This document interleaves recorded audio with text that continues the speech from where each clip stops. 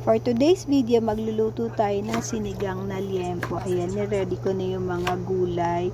Of course, wag niyong kalimutan yung sibuyas, kamatis, luya. Ayan, niready ko na din tong dahon ng kamote. Pagkakulo ng karne, nilagay ko na yung luya, sibuyas, kamatis. Ayan, sinabay ko na din itong gavi. Ayan, para syempre lumambot. At para mabango, dahon ng sibuyas, asin, paminta, sinigang mix.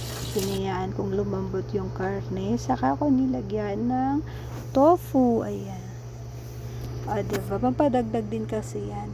At nilunod ko na yung okra, saka yung hiniwa kong talong kanina. Hinayaan ko lang siya na medyo maluto ng konti. Ayan. Hinalo-halo ko para syempre pantay ang pagkakaluto at tinikman ko na din kung swak na ba sa panglasa ko.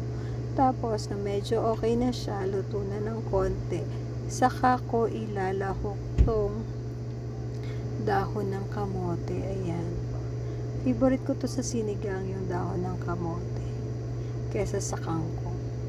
Hinayaan ko lang siyang kumulo ng bahagya.